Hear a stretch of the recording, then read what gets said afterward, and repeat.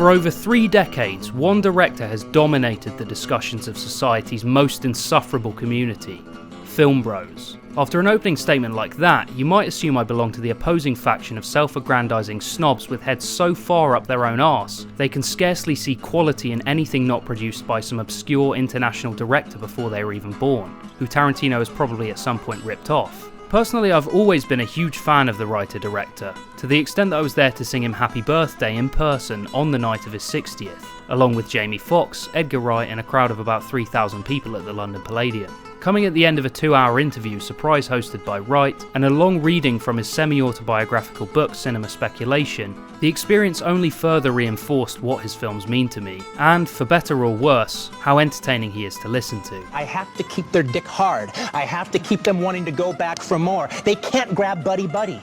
They can't grab buddy buddy. That can't happen. But that's happening at the moment. What is the weirdest or most interesting note or letter you've had from a fan? Whether you appreciate his work, think he's a douchebag, or believe his films are gratuitously violent and exploitative, it would be difficult to deny that he's entirely changed the landscape of what filmmaking can be, and inspired a great many artists to follow their passion. With the supposed cancellation of his planned final feature, The Film Critic, and his focus now seeming to shift to the stage, the manner in which Tarantino's directing career will conclude seems uncertain. Nevertheless, one thing's for sure, it will be a sad day for many of us when he decides to hang up his megaphone and his 20-inch purple dildo. I introduced around Jackie Brown a new crew member to the set, and his name is Big Jerry. Mm-hmm. And Big Jerry is a big purple dildo that's about like this and about this long. Like this? Yeah. Well, no. The idea is it's the second biggest dildo in the store. All right? Yeah. Until my most recent rewatch, I don't think I would have even considered Jackie Brown might be the worst film Tarantino's ever made, but I think that really speaks to the quality and consistency of his body of work. To me, it's a good, not quite great film, more than worthy of at least a single watch. But I'm also aware many people consider Jackie Brown to be among his very best. What would you think of a person whose favorite film of yours was Jackie Brown? What does that mean about that person? What does that mean? Okay, if I'm going to be snotty, I'm like, it means you don't like my movies, and that's the one that's like the least like my movie, so that's the one you like, all right? I was going to be snotty about it. It's my most sober movie. It's the one movie that doesn't take place in this kind of Quentin world. Right. It takes place in the real world, and the world is almost realer than real. Tarantino is undoubtedly correct in this analysis. With the exception of his unmistakable dialogue style, violent tendencies and the non-linear approach he takes to this film's climax, Jackie Brown is, no racist pun intended, the black sheep of his catalogue. The film is, of course, an adaptation of Elmore Leonard's 1992 novel Rum Punch, which I'm still yet to read, although I understand many people believe it to be a more than worthy adaptation. Though the core relationships and plot points from the source material are supposedly mostly retained, one of the most significant alterations from the book was Tarantino's decision to change the race of the main character, an attempt to root this film in Black American culture. I have a vast interest in race in this country, in the way blacks and whites have dealt with each other in particularly these last 100 years. And it's a theme that I can't get away from. I always keep going back to it.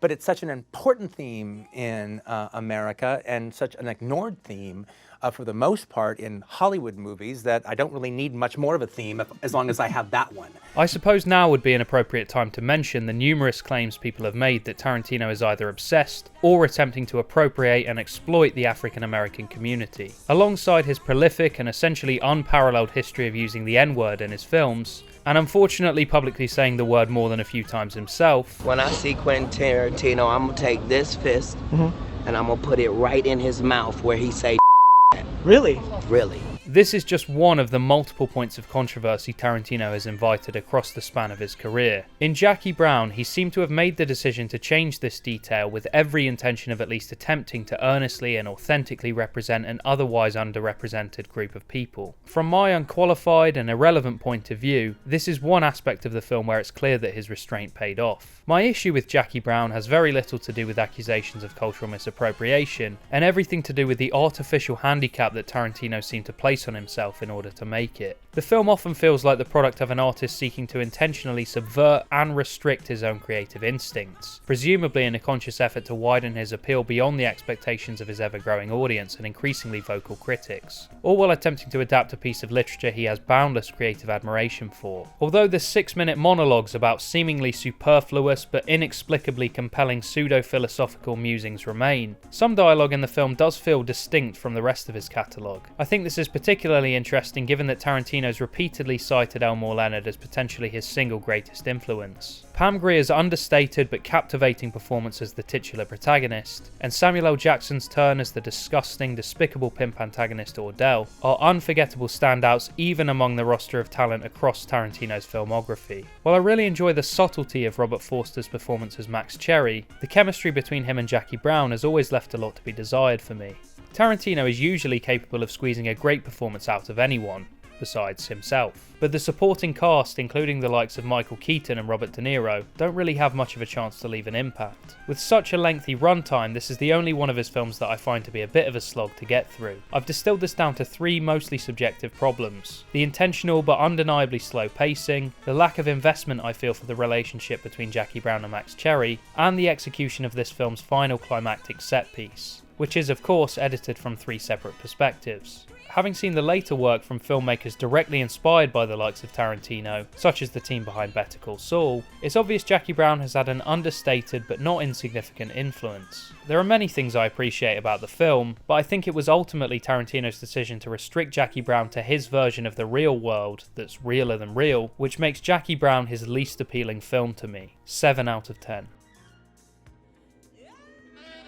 Being the insufferable person I am, I distinctly remember a time where I would have glibly claimed that Death Proof was Tarantino's only mistake. Since then, I've rewatched the film multiple times, both on its own and alongside Planet Terror as part of the original Grindhouse double feature format, and it's safe to say my opinion has shifted, in the exact opposite direction to the man himself. Death Proof has got to be the worst movie I ever make. And that's not and for a left-handed movie, that wasn't so bad. All right, so if that's the worst I ever get, I'm good. But I do think one of those out-of-touch, old, limp, flaccid dick movies cost you 3 good movies, as far as your rating is concerned.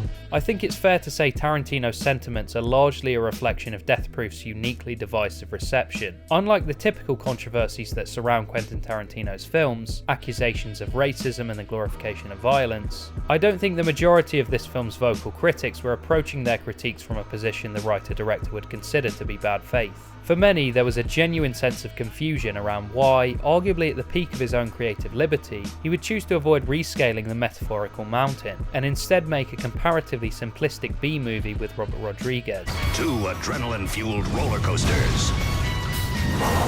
1 ticket to ride. Planet Terror and Death Proof. Death Proof's defenders, a group I would consider myself to belong to, consistently reiterate that the film is largely misunderstood, but it's difficult to argue against the fact it has the most niche appeal of anything he's directed. Part exploitation movie, part insane action thriller, what makes the film truly special, even outside of its original format, is its genre-bending structure, an extremely enjoyable performance from Kurt Russell, switching from genuinely terrifying to pathetic and hilarious, and the phenomenal stunt work of its second half, owed to the incredible stunt coordinator, his team, and of course the multi-talented stunt actress turned lead, Zoe Bell. The film's final act is utterly insane, and the entire chase section deserves to be in any conversation for the most exciting car chase action sequence to ever be put on film, somehow only becoming more impressive and anxiety-inducing as you learn more about the way it was filmed and how much was really on the line. Real cars, real shit, at full fucking speed.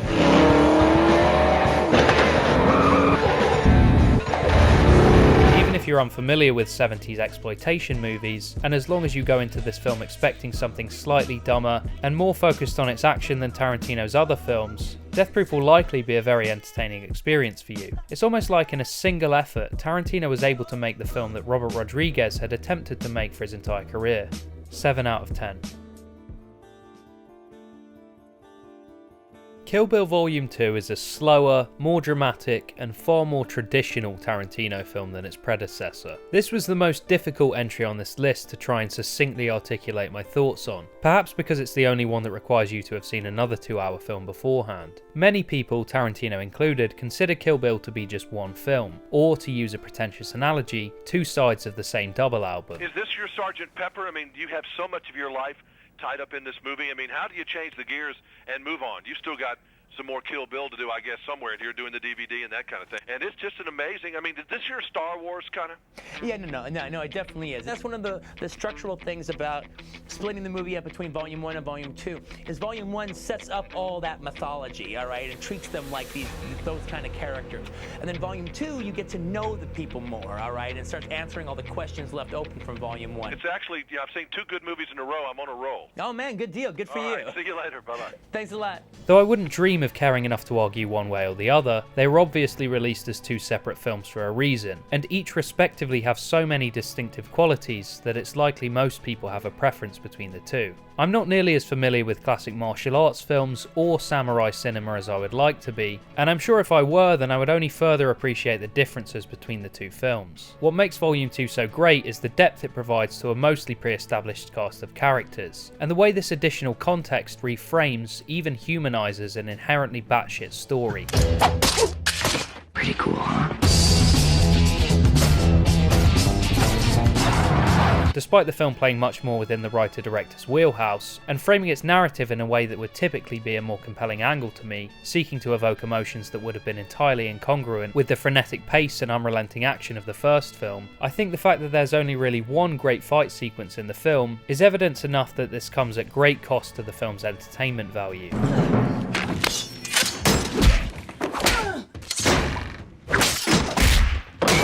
Beatrix Kiddo becomes exponentially more interesting and empathetic through her development in Volume 2, but even with the additional context provided for the entire group, I would argue that none of the supporting characters in this film are as interesting or as compelling of an antagonist as Lucy Liu's O-Ren Ishii. The 2 sequences that I always look back on with the most reverence are the extended midpoint flashback after Beatrix is buried alive, and the final segment of the film, taking place in Bill's house. Both are respectively subversive, unforgettable sequences that represent perhaps the most dramatic shift in tone from Kill Bill 1, making it easy to appreciate the scope of what Tarantino was able to pull off here. As a complete package, I can understand why Tarantino's repeatedly stated that he's most proud of his work on Kill Bill, but I'm not sure the extended runtime of his second film entirely justifies itself, and my investment in these now humanized but still comic book-esque characters can only stretch so far. 7 out of 10.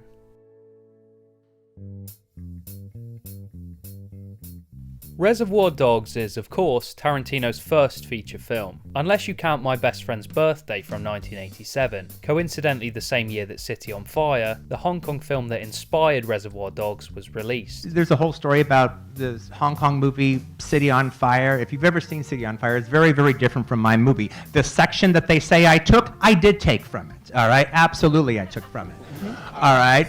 But it's a very different movie. They actually talked to the director, Ringo Lam. He goes, wow, Tarantino took the last 10 minutes of my movie, made an entire movie about it. The film is undeniable proof of Quentin Tarantino's knowledge and love for the art form. Any technical shortcomings are a predictable and unavoidable byproduct of this being a relatively low-budget debut feature, but even from a directing perspective, it's remarkably well made. It seems as if this was the perfect size sandbox for Tarantino to develop his skills, and there are countless camera and editing choices that work together to create such a singular experience. It would have been a tragedy if it had never been produced in this way. There are, undeniably, a few moments in Reservoir Dogs where it becomes clear not only that this was Tarantino's first real attempt at directing a feature, but that there were significant limitations placed upon him. Thankfully, this is a film that is fully aware of its own limitations, and manages to turn its small-scale, self-contained nature into a genuinely positive trait. I was selling True Romance. I was going to get like $30,000, and I'd never had $30,000 in my life. I was a minimum wage kid. I was only like making like $150 a week. So that was the kind of plan. Well, I finally got some money, then I'll shoot on 16 millimeter, this thing that I can shoot in like in a muffler shop or something, which was Reservoir Dogs. And I showed it to the guy who ended up becoming my partner on the film, Lawrence Bender. And he was like, Quentin, this is a pretty good script. I mean, we could actually get real money and make a real movie. I could confidently say that the heights that some of the previous films on this list are able to reach are far greater than Reservoir Dogs' more humble ambitions, but there is just something so uniquely captivating about the relative simplicity of this film, and the gradual escalation of tension and intrigue, assisted in no small part by the impeccable characterization of the core members of this cast. This is Tarantino's shortest and simplest screenplay, and although many have been keen to point out that this was by no means the first heist film to take place after the heist, Reservoir Dogs still continues to feel unique, well over 3 decades after its release. You could also make an argument that it's his tightest and certainly his least self-indulgent screenplay, and for as many elements that may have been lifted from other works, I'm not surprised that the film felt like a breath of fresh air for anyone not appalled by the abhorrent acts of violence that take place completely off screen. With the exception of Death Proof and whenever Tarantino decides to insert himself into his own films, Reservoir Dogs contains perhaps the only instances of awkward or cheesy line deliveries throughout everything he's made. Out of the fucking blue to rip us off? Why don't you tell me what really happened? Again, this feels like something that Tarantino wouldn't allow in any of the films that followed Reservoir Dogs, and it's fairly obvious this was his first real experience directing professional actors. However, any nitpicks that I have are completely outweighed by the strength of its best performances, particularly from Michael Madsen, Tim Roth, and Harvey Keitel. Now say it! You're gonna be okay! Say it! You're gonna be okay! The tense, hyper-paranoid atmosphere Tarantino created in the script is only realised by the scale of talent on display in this film, but despite its relative simplicity and Tarantino's unproven track record, I'm not surprised that people would have been so immediately drawn to this material. He gave us the script and I read it and I thought, God, this is good. This is an incredible script, amazing writing, great characters, and I became this guy's friend. For as much as I generally am not a fan when Tarantino acts in his own films, I can't think of anyone who would have been more befitting to deliver the iconic monologue in the opening diner scene, except maybe Samuel L. Jackson. It's not a unique observation, but the manner in which this entire sequence has aged to essentially serve as the prelude to his entire body of work, with both the deceptively considered rhythm and the pop culture centered dialogue that draws us into his unique style of filmmaking, displays a level of self-awareness that I don't think is really matched by any other writer-director. 8 out of 10. The first Tarantino film that I was old enough to see in the cinema when it was released was The Hateful Eight. After this, it became clear to me why Tarantino's always viewed this as the essential way to watch his movies. Not that he's particularly unique in this opinion. It's such a sadness that you think you've seen a film on your fucking telephone. Get real. Nevertheless, I think the genre this film sits in, as well as the fact I got to see it with a packed crowd, meant that when I finally got around to rewatching the film on my own, the experience could never come close to living up to that. Tarantino has said that Reservoir Dogs was one of 3 primary sources of inspiration for The Hateful Eight. Yes, he really said this unironically, and I think it really shows, even if there are some fairly stark differences between the two. Despite this film being far more layered and complicated than Reservoir Dogs, I think The Hateful Eight is definitely less rewatchable, which I would attribute to its length and slightly clunky structure. This film is extremely slow, but obviously very intentional with its pacing, and does an amazing job at gradually but meticulously escalating tensions between these characters, until things reach a sort of climactic reveal at about 2/3 of the way through. So, do you intend to murder me based on a far-fetched nigger theory? After this point, the film flashes back, and unfortunately can't help but crumble under the weight of itself, finding it very difficult to ever recapture the dramatic and suspenseful heights of the first act. The film is Tarantino's second bottle movie, but with the highly extended runtime and his extensive experience as a writer and filmmaker, this is arguably the ultimate showcase of Tarantino's ability to develop complex character dynamics and build layer upon layer of tension through dialogue. This is not to take anything away from his ability to direct, which at this point in his career was evidently impeccable. Unfortunately, for as meticulous as the plotting may be, and as beautiful as this film looks, the choice that Tarantino made to suddenly stop the action and literally cut his own narration into this film was the kind of self-indulgent mistake that holds The Hateful Eight back from being something amazing, at least when you aren't viewing it in a roadshow format with intermissions. 15 minutes ago, Major Warren shot General Smithers in front of everybody. While Major Warren was captivating the crowd with tales of black dicks in white mouths, somebody poisoned the coffee. Some may think it's unfair to judge a film so dependent on its big reveal moment by its longevity and rewatchability, but for a film so full of incredible performances, beautiful production design, and stunning cinematography, I just wish Tarantino had found a way to sustain this tension for longer. 8 out of 10.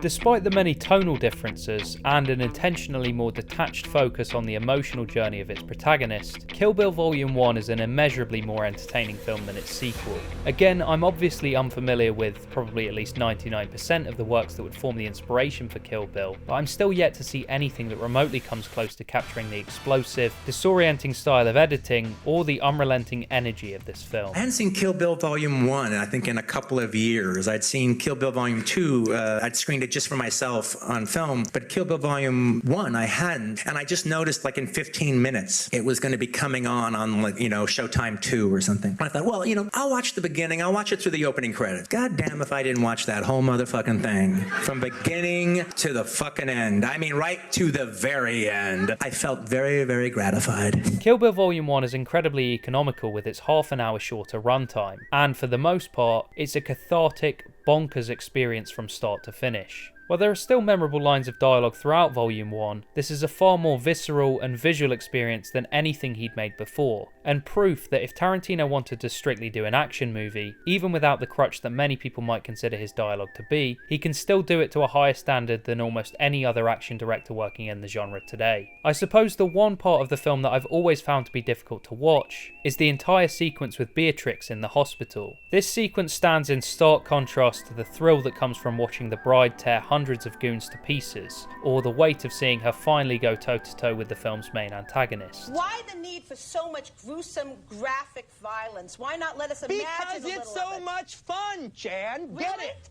Oh, really? Okay, I'd like to see you walk down the street and get attacked by some kids who've just seen you. To be charitable to Tarantino, he clearly believes in speaking through his work, and I don't think he should necessarily be required to consistently justify himself in this context, particularly to a person as bad faith as Jan. There have been countless essays and articles of varying validity that discuss the dichotomy of violence Tarantino presents, and I don't think it's fair to disregard the opinion of anyone who feels that his films lean too far into exploitation or gratuitous violence against historically oppressed groups of people, seemingly just as a genre-driven tool. I personally feel Tarantino always at least attempts to justify this kind of content as a means to amplify the eventual cathartic payoff of the victim of violence becoming the perpetrator, which I guess is arguably the main purpose of exploitation films. But this will always be a step too far for many. Justifiable or not, the deaths of each person in the film are so much more satisfying because of how abhorrent their on-screen actions are. The only thing that prevents me from placing Volume 1 any higher on this list is, incidentally, because it lacks the depth of characterization that the sequel, and the next 4 films on this list, at least attempt to possess. But from an action and entertainment standpoint, it's very difficult not to be completely floored by Kill Bill. And with the last 30 minutes, I would argue Tarantino has more than lived up to his intention to create one of the most insane fight sequences ever put to film. 8 out of 10. I don't think it's unfair or even a negative remark to say Once Upon a Time in Hollywood is Quentin Tarantino's most self-indulgent film. Never before has he so confidently played with audience reaction and expectation, waiting until the last 20 minutes of a 2.5-hour film to finally deliver on the anticipation and dread that underscores every previous moment, even as ridiculous and hilarious as things might get. I'm a conductor, and the audience is my orchestra. I've done the movie. Now I'm going to show you a bunch of stuff, and I'm going to control your reactions, and I'm going to manipulate your reactions. I was going to see whether you're going to use the word manipulate. You're not afraid of that. I got enough. That's my job. You're an audience member. I'm there to monkey with you. That is definitely the job. Okay, laugh, laugh, laugh. Stop laughing. Stop laughing. Stop laughing. No laughing. No laughing. Laugh. All right. This is something he's spoken at length about, and seeing this film for the first time in the way that I did, he played me like a fiddle. Given my history with the director and the experience I had seeing it in the cinema, I genuinely adored Once Upon a Time in Hollywood when I saw it for the first time. The film is undeniably entertaining and will be endlessly rewatchable, at the very least thanks to its humour, for many of Tarantino's existing fans. Fucking hippie motherfuckers. As a comedy and an entertaining experience to watch with friends, it's practically flawless. It might be kind of a weird compliment, but this is one of those perfect films to just put on in the background and dip in and out of, knowing that you'll see a funny line or a hilarious and well-directed scene anytime you might look up. You want me to look like a hippie? Bunch of goddamn fucking hippies. Fucking hippies came up here to smoke dope on a dark road, huh? Judging from the many interviews, articles, and the novelization he created for the film, which is soon to be adapted by David Fincher, it's clear he had an overabundance of material for these characters, arguably going far above and beyond what was required for the film itself. For the main cast, I think it definitely pays off, and even with such recognisable actors, these performances are so easy to get lost in. Quentin, you have put Margot Robbie, a very talented actress, actor, in your film. She was in with Leonardo in Wolf of Wall Street, I, Tonya.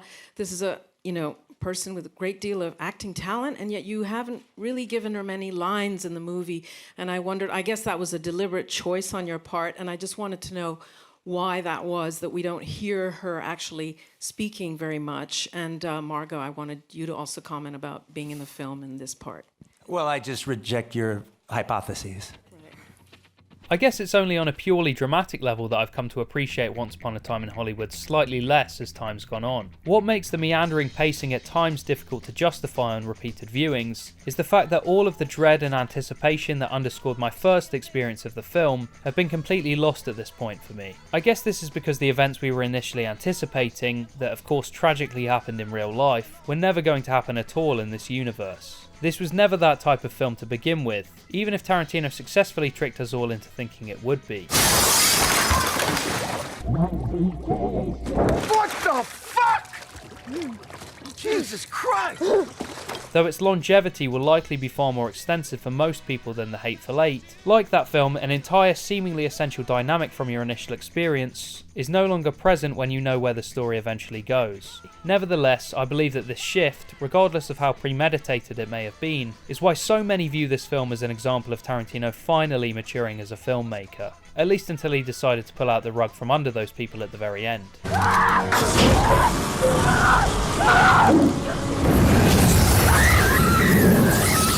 8 out of 10. Django Unchained could very nearly have been a masterpiece. The heights this film is able to reach, both from a dramatic and cinematic standpoint, are easily among Tarantino's very best work, which is why it deserves to be so close to the top of my list. I like the way you die, boy. He is a rambunctious sword, ain't he? For more than a few reasons, over 100 of them in fact, this was his most controversial film to date. The thing that I found interesting about Django was that it's trying to be a story, trying to kind of be an evolutionary story of a black hero in antebellum South. It's not Django who really has the most powerful elements within the film, and so I found that there was an odd racial calculus that was used in creating the structure in which the film takes place. I looked at the same movie and all I heard was the word nigga. Well, I really didn't have issue with the word, because it's antebellum South. It's the South. The word was used. That's historical. That's that's accurate to the extent that we know. Whether or not you believe it was a suitable concept in the first place, the film more than lives up to its aspirations to pay homage to Sergio Leone's very best spaghetti westerns. In terms of the scale of its story, Tarantino's also never aimed higher. The acting in this film is consistently phenomenal. From Jamie Foxx to Kerry Washington, everyone does a great job. DiCaprio and Jackson in particular give arguably the best performances of their entire careers. That's who the hell you calling Snowball, hoss boy? I'll snatch your black ass off that nag down here in the mud so fast make your head. Steven.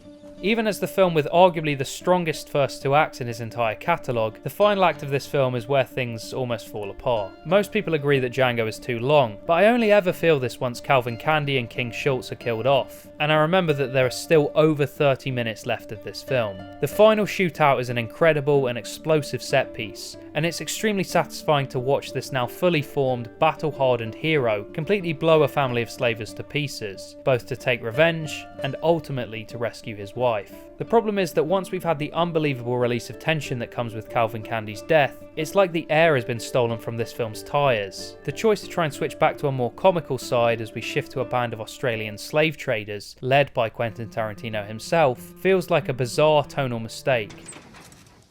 A little joint I'm off for you black boys to play with. But that's happening at the moment. What is the weirdest or most interesting note or letter you've had from a fan? I think the response to the writer-director's cameo in this one is probably the most negative feedback he's ever received for an acting performance, and it's likely this was the final nail in the coffin for the obligatory cameos that used to be a staple right across all of his films. Regardless, I think Django Unchained is a must-watch, and comfortably sits in the number 3 spot for me. 9 out of 10. Despite the fact Inglourious Basterds can be distilled down to a number of extended dramatic table conversations, which is of course a defining motif throughout all of his films, this was easily his biggest project to date, both in terms of the size of its production and the magnitude of its subject matter, characterised by Tarantino himself as his attempt to rescale the metaphorical mountain after the comparatively small scale of his previous film Death Proof and the divisive critical and audience response it received. The German will be sickened by us. The German will talk about us. And the German will fear us. Each and every man under my command owes me 100 Nazi scalps. And I want my scalps. It's far from a novel opinion, but I continue to assert that Inglourious Basterds' opening scene showcases the greatest writing in Tarantino's entire catalogue, even when there are somehow multiple scenes within this film that also come very close. You're sheltering enemies of the state, are you not?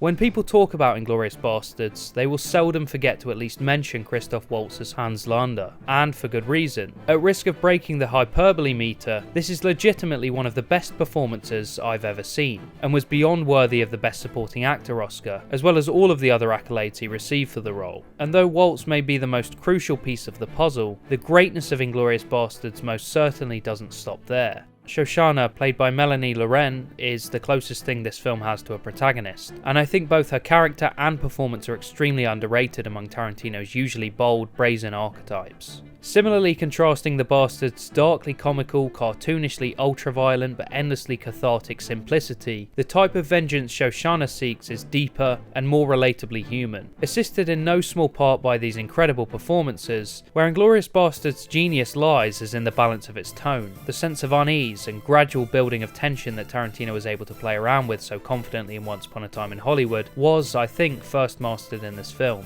As a result, almost every scene with Hans Landa, Shoshana, Michael Fassbender, or almost everyone outside of the Bastards themselves is excruciating to watch. 3 Gläser.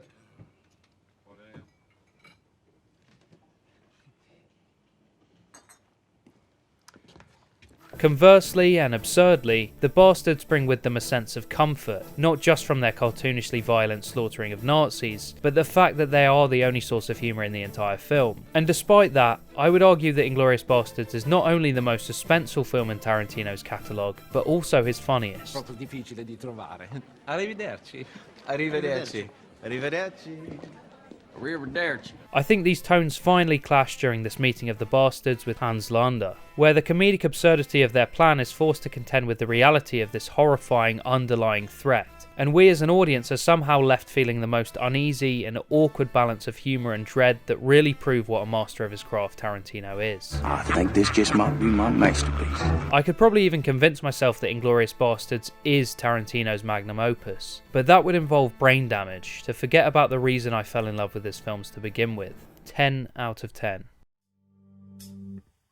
There really is nowhere else I could place Pulp Fiction. Of course, each generation of overeager teens that have channeled Patrick Bateman as they pretentiously describe the greatness of this film to their first-year film studies class are more than deserving of the extensive ridicule they get, at least in the online space. Unfortunately, this has become a difficult film to praise, at least if you're insecure about being lumped in with a group of people whose knowledge of cinema extends only as far as Quentin Tarantino and Christopher Nolan. But why is Pulp Fiction so great, and why do so many regard this film as Tarantino's quintessential masterpiece? Simply put, I don't really know. Since the film was released in 1994, there have been countless attempts to compare up-and-coming artists and their works to Tarantino. But the truth is that there's never really been any real merit to these comparisons, despite this at one time being a somewhat effective marketing technique. It wasn't that they were just trying to do Pulp Fiction or Reservoir Dogs. They were trying to exist in the same subgenre of crime film that I had created, which is what all the other spaghetti westerns that came after Leone's had done. So the fact that it wasn't they were doing just Reservoir Dogs or Pulp Fiction ripoffs, I'd created a subgenre in gangster films that did not exist before, and they were trying to fill that subgenre. I've seen the film maybe 10 to 15 times over the course of my life, and somehow every time I decide to watch it, I become equally caught up by its singular energy, finding new things to appreciate in everything from the writing to the nuances of even its most minor supporting performances. To this day, I continue to challenge myself to figure out why the structure of this narrative works as well as it does. Sure, I can try and analyse Pulp Fiction, and many people have before me, but there's a part of me, the same part that would never allow me to think twice about putting this in the number one spot, that feels as if I couldn't even begin to articulate what makes this film so great. Concerningly to some, I first saw this film at quite a young age. That magic that it provoked, that I've only ever been able to get from my absolute favourite films of all time, has never faded, even if it did come close to doing so when I made the mistake of watching Tarantino and Roger Avery on the Joe Rogan Experience. You've been around feral people, right? Mm-hmm. You don't want feral people living in your house. You don't want to take some murderer and, give him your car and let him, come and sleep in your room, Yeah. It's different. Yeah. I should take you around some wild pigs. No, I've wild pigs are like little demons. They make like orc sounds. Wild pigs are wild pigs. No, I get it. You hear them fighting with each other.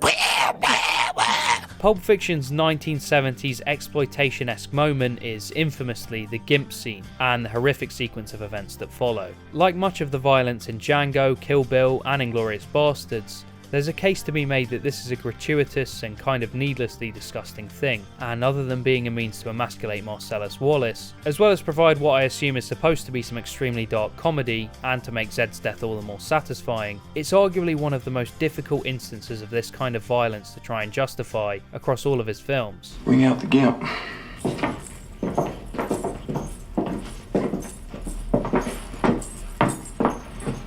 Get out. He's kept in a trunk, all right? In the basement of some guy's house, okay? And he's used for deviant, hardcore gay sex, okay? I understand he's a gangster and a piece of shit, but Jesus fucking Christ, Tarantino.